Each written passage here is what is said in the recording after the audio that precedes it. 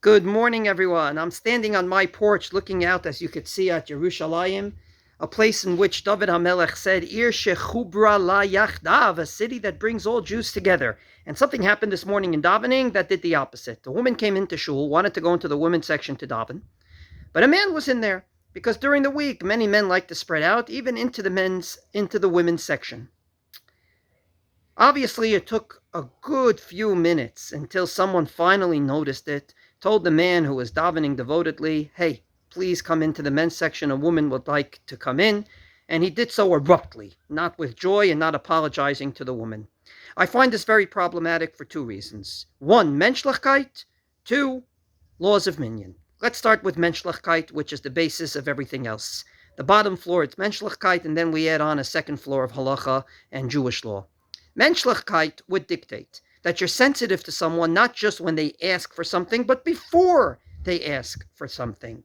Avraham Avinu, of which we're going to start reading this week in Parshat Lech Lecha, was indeed someone that left his tent open on all four sides, just in case guests would come. They weren't there yet, but he said, if guests would come, I'd like them to feel welcome when they hesitate and say, hey, is this a tent we can be into? And therefore, a women's section should be welcome and open to women even before they come to shul. And even if you think during the week they won't come to shul, just in case, that women's section should be reserved for women in terms of sensitivity and menschlichkeit.